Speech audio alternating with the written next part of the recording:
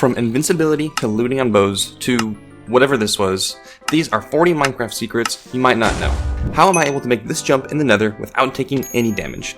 That's because under this moss carpet, there's powdered snow, which doesn't melt or evaporate in the nether. But with the moss carpet on top, it makes it so you don't sink in it, and you still won't take any fall damage, just like jumping onto powdered snow normally. If you do this in the nether though, be sure to use moss carpet and not normal carpet, because the normal carpet will burn.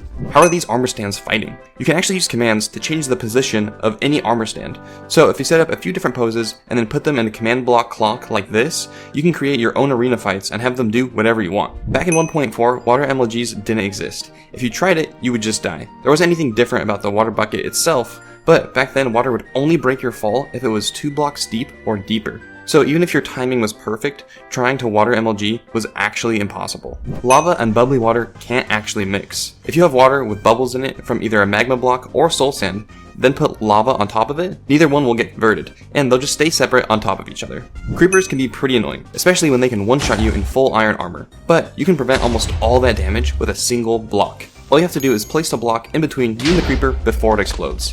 And this secret applies to all explosions in the game. Back in 1.2, there was a secret to get water in the nether. You still couldn't place it with a water bucket, that hasn't changed. But you could bring ice with you, and after placing it, you would wait for it to melt, and it would turn into a water source block. It does stay stationary, but if you want it to flow, all you have to do is update it by placing a block next to it.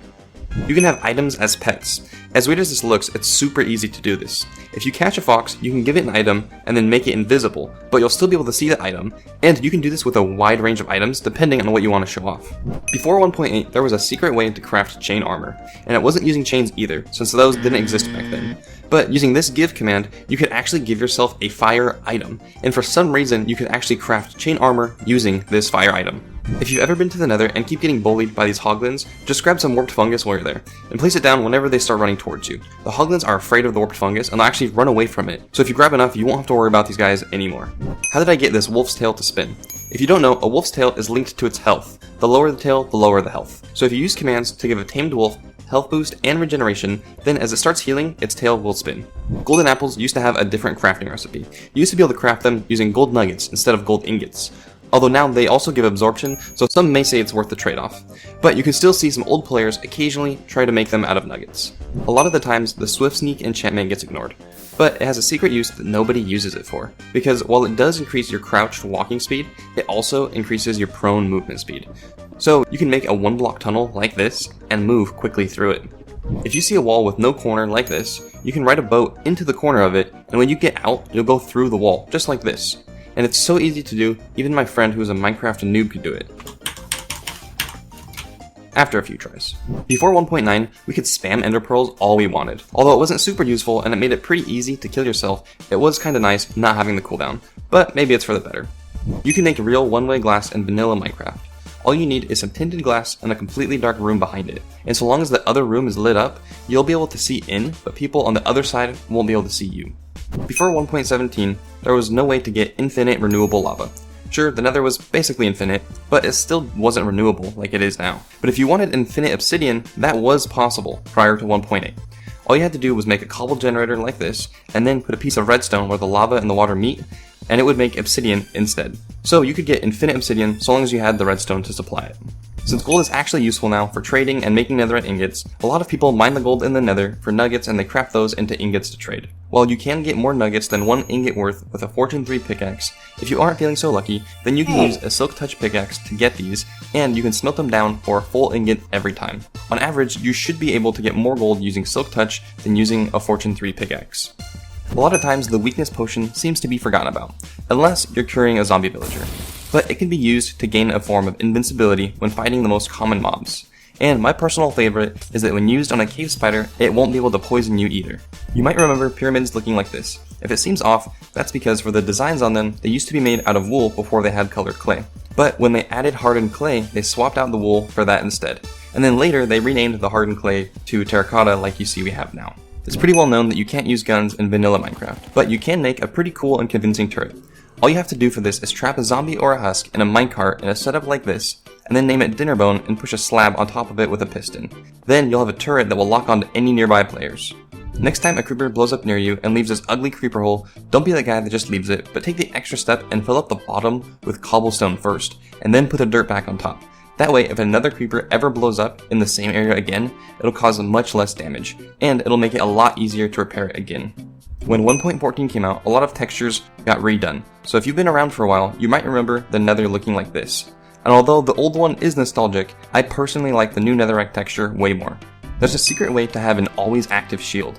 All you need to do is go through a portal while holding your shield, and then let go of the button once you get to the other side. You can even attack and do things, but you'll still be blocking attacks the whole time. You just can't eat or use your right click, otherwise this will stop working. If you want it in the overworld, it works that way too. Just be careful if you try this on a non-vanilla server, because a lot of those have patches to fix this. You used to be able to hold both water and lava source blocks in your hand without a bucket. Back in the day, Minecraft's naming system didn't work the way it does now, and they had an ID for every single block. So if you gave yourself an item with an ID ranging between 8 to 11, it would be these items. 8 and 10 for flowing water and lava, and 9 and 11 for still water and lava. A lot of people usually get stacks of steak or golden carrots as their main food source, but there's a secret food that's way better and it's super easy to get. Suspicious stew, specifically the one made with a dandelion. This gives you the saturation effect, which fills a ton of hunger, but you can also eat this when you're mostly full and it will heal you a bunch.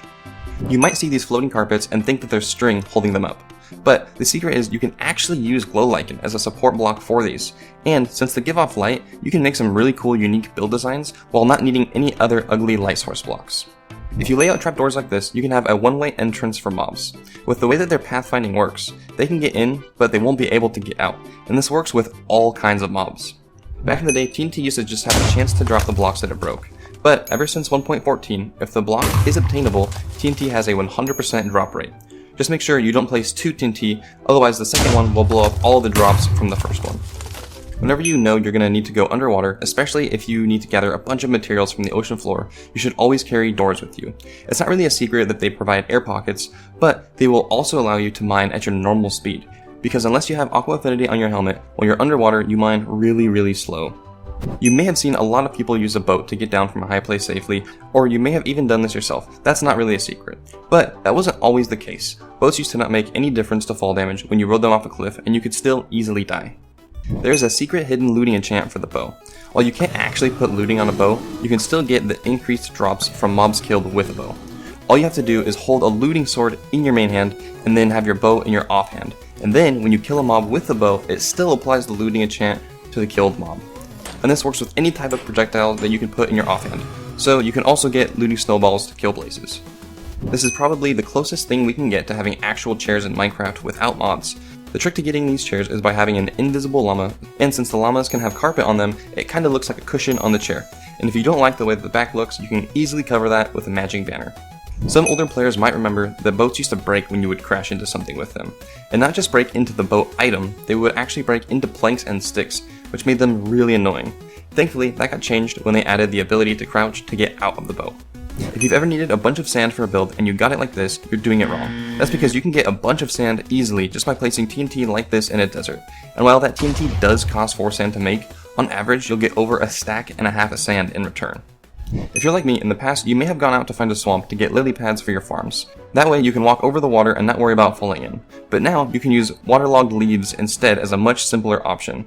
If you want, you can use any waterloggable block like stairs and have this weird design. Lily pads can still be useful though for walking in water, so you might still want to get some. Before 1.7.2, there was no setting to bind a sprint key, so we were stuck being forced to double tap W to sprint. Thankfully, this got updated and over time they added a lot more options to the menu. If you've ever wanted to make a trap for your friends using a skulk sensor, make sure that you waterlog it first.